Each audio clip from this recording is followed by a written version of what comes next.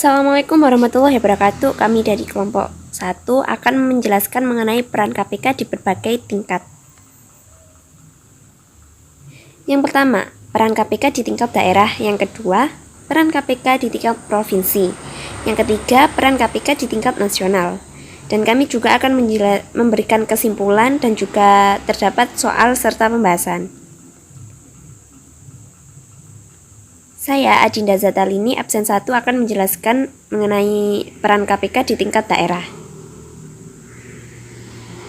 Peran KPK di tingkat daerah. Yang pertama, mempercepat strategi pencegahan, edukasi, dan pemberantasan tindak pidana korupsi yang selama ini telah menjerat kepala daerah, pejabat daerah, dan pengusaha di tingkat daerah.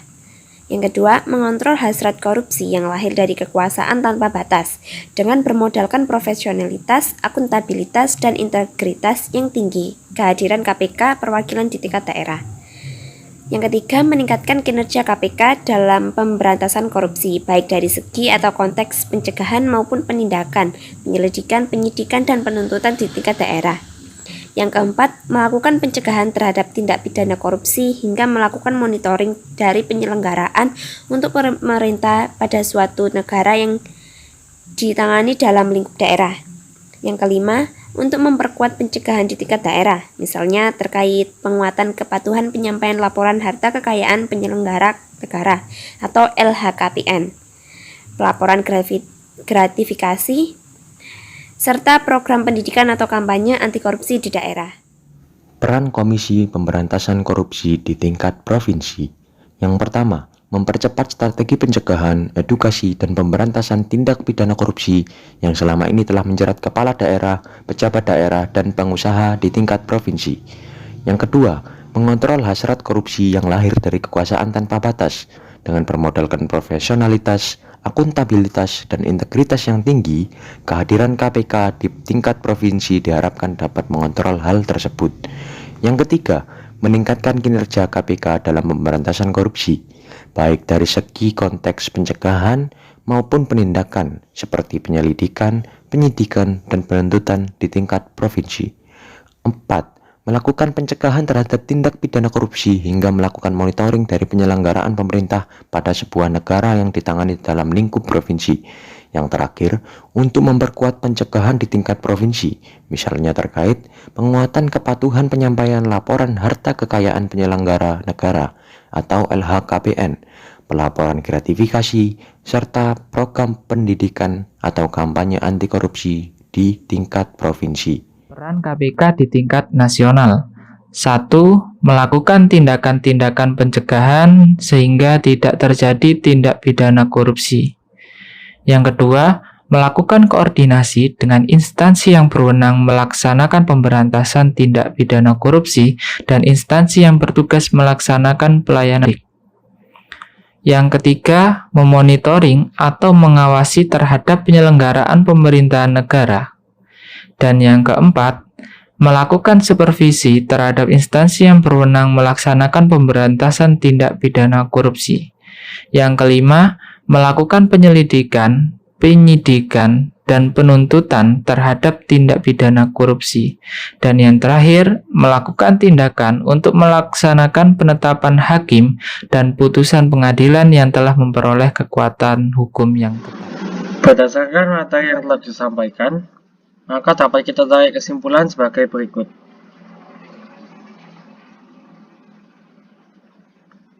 Peran KPK di daerah, provinsi, dan nasional pada dasarnya adalah mirip. Bedanya adalah pada skalanya. Secara garis besar, peran KPK adalah yang pertama, koordinasi dengan instansi yang berwenang untuk melakukan pemberantasan korupsi. Yang kedua, supervisi terhadap instansi yang berwenang dalam melakukan pemberantasan korupsi. Yang ketiga, melakukan penyelidikan, penyidikan, dan penuntutan terhadap tindak pidana korupsi. Keempat, melakukan tindakan pencegahan korupsi. Dan yang kelima, melakukan monitor terhadap penyelenggaraan pemerintah negara. Saya Alivia Rahmasari, absen 5, akan menjelaskan soal dan pembahasan. Nomor 1, beberapa tindakan kriminal. A. Menimbulkan kerugian lebih dari 1 miliar pada suatu perusahaan swasta. B. Berkaitan dengan sengketa tanah di negara. C. Menimbulkan kerugian negara lebih dari 1 miliar. D. Melibatkan pimpinan perusahaan negara. E. Berkaitan dengan pengadaan fasilitas umum. Mana sajakah tindakan kriminal bisa ditangani oleh KPK? Tindakan kriminal yang bisa ditangani KPK ialah tindakan yang merugikan negara dan termasuk tindakan pencurian besar seperti kerugian negara yang lebih dari 1 miliar dan tindakan yang merugikan halayak atau seperti pengadaan suatu proyek untuk kemaslahatan masyarakat tetapi dananya dikorupsi. Sehingga jawabannya ialah C. Opsi C, D, E. Menimbulkan kerugian negara lebih dari 1 miliar, melibatkan pimpinan perusahaan negara, E. Berkaitan dengan pengadaan fasilitas umum.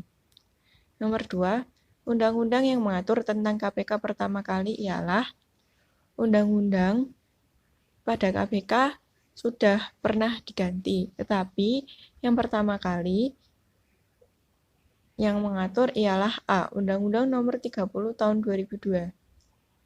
Nomor 3. Pada tahun berapa anggota KPK boleh merangkap jabatan penyelenggara pemerintahan negara?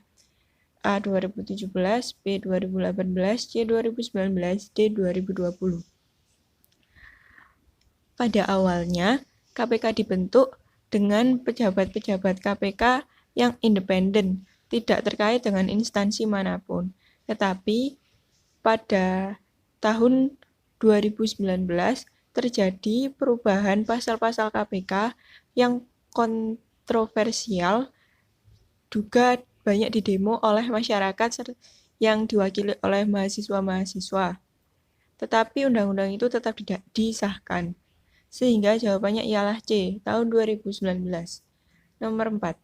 5 tugas besar KPK ialah A. Koordinasi, supervisi, monitor penindakan pencegahan. B. Koordinasi, supervisi, monitor terbuka, menindak. C. Terbuka, koordinasi, supervisi, monitor, mendakwa. D. Koordinasi, mendakwa, monitor penindakan dan pencegahan. Jawabannya A. Koordinasi, supervisi, monitor penindakan dan pencegahan.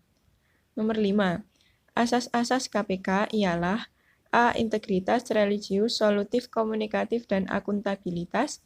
B. Kepastian hukum, keterbukaan, akuntabilitas, kepentingan umum, dan proporsionalitas. C. Keterbukaan, integritas, akuntabilitas, musyawarah, dan proporsionalitas. D. Integritas, kepastian hukum, pemenuhan hak, akuntabilitas, dan komunikatif. Jawabannya ialah B. Kepastian hukum, keterbukaan, akuntabilitas, kepentingan umum, dan proporsionalitas. Terima kasih, sekian dari kelompok kami. Wassalamualaikum warahmatullahi wabarakatuh.